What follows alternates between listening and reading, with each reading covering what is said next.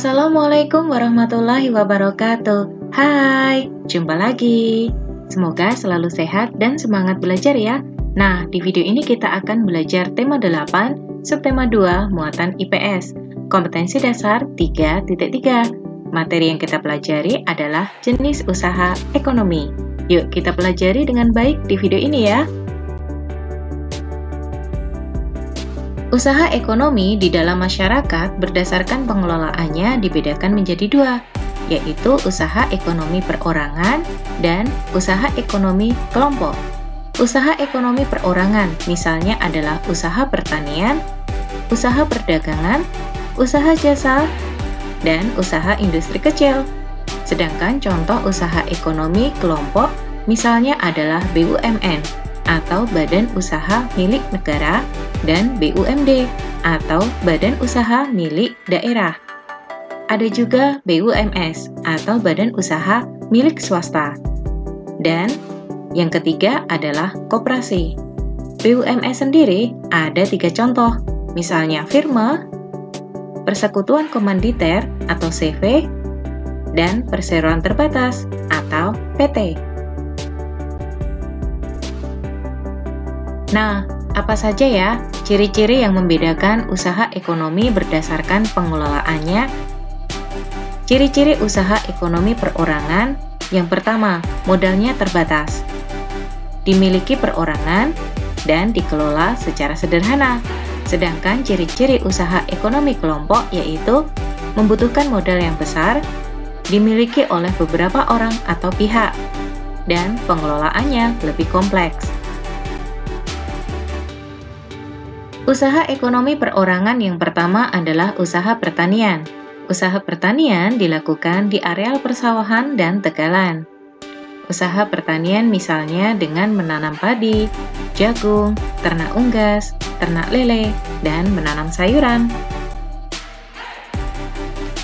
Selanjutnya usaha ekonomi perorangan yang kedua, yaitu usaha perdagangan. Usaha perdagangan biasanya berskala kecil atau sedang.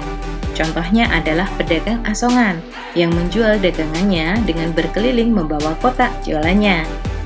Ada pula pedagang keliling yang menjual dagangannya secara berkeliling dengan membawa kendaraan ataupun gerobak.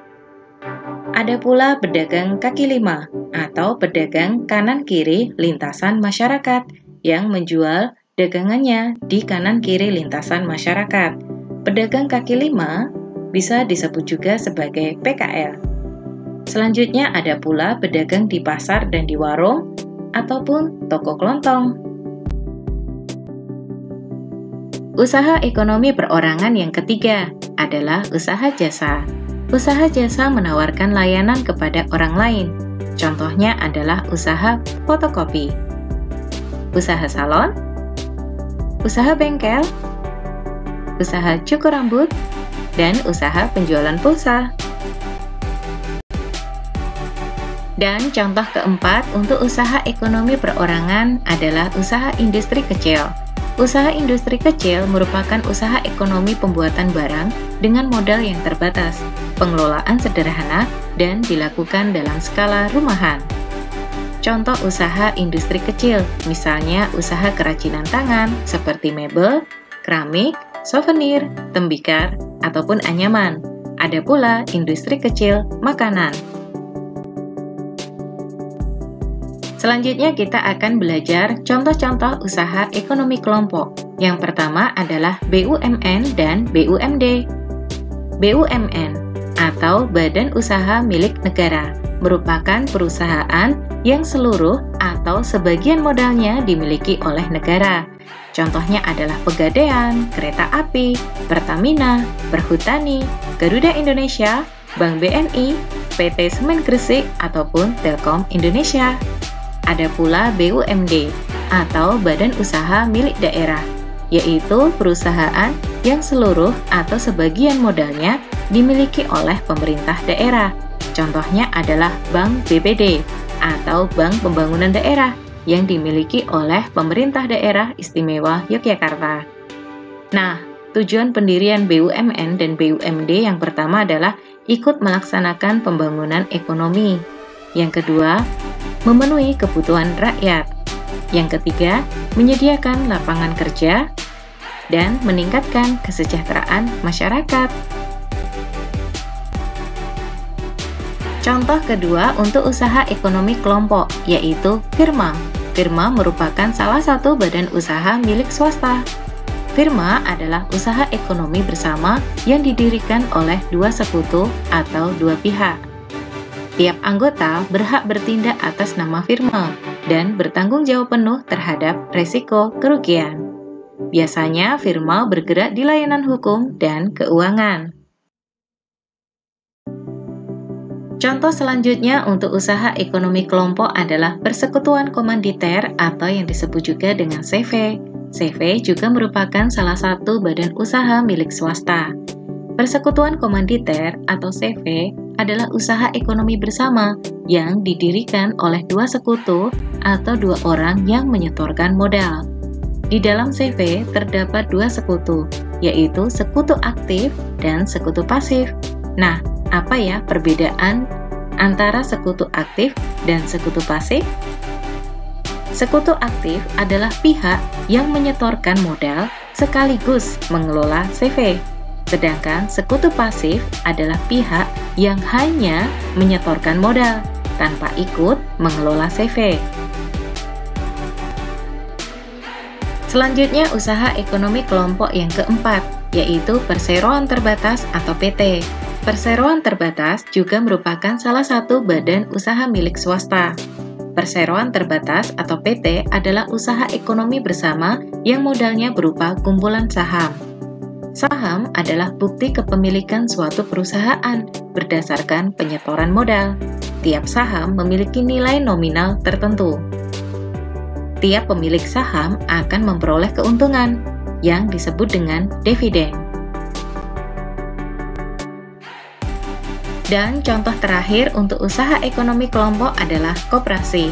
Koperasi adalah badan usaha ekonomi yang bertujuan untuk mensejahterakan anggotanya. Koperasi dikelola berdasarkan asas kekeluargaan. Koperasi pertama kali dikembangkan oleh Dr. Andes Muhammad Hatta. Untuk jasa beliau ini, beliau juga dijuluki sebagai Bapak Koperasi Indonesia. Dasar hukum usaha koperasi adalah Undang-Undang Dasar 1945 Pasal 33 Ayat 1 dan Undang-Undang Nomor 25 Tahun 1992. Ada beberapa macam koperasi di sekitar kita. Yang pertama, koperasi konsumsi. Koperasi konsumsi adalah koperasi yang menyediakan barang kebutuhan sehari-hari, misalnya beras, minyak goreng, sabun, dan lain-lain. Yang kedua, koperasi simpan pinjam merupakan koperasi yang menyediakan layanan simpan pinjam dana. Tiap anggota dapat menyimpan dananya pada koperasi tersebut, dan setelah dana terkumpul, dana dapat dipinjamkan kepada anggota lainnya. Yang ketiga, koperasi produksi merupakan koperasi yang menyediakan bahan baku produksi dan menyalurkan penjualan hasil produksi anggotanya. Nah, biasanya koperasi ini beranggotakan para produsen atau pengusaha, misalnya pengusaha batik, pengusaha tahu dan tempe, ataupun pengusaha makanan. Yang keempat adalah koperasi jasa. Koperasi ini menyediakan layanan atau jasa tertentu bagi anggotanya. Contohnya adalah koperasi angkutan. Dan yang kelima adalah koperasi serba usaha. Merupakan koperasi yang mengelola berbagai jenis usaha, misalnya menyediakan barang konsumsi, simpan pinjam, menyediakan bahan baku produksi, dan menyalurkan penjualan hasil produksi. Contoh koperasi serba usaha adalah koperasi unit desa atau biasa disingkat KUD. Oke, kita sudah selesai belajar. See you. Wassalamualaikum warahmatullahi wabarakatuh.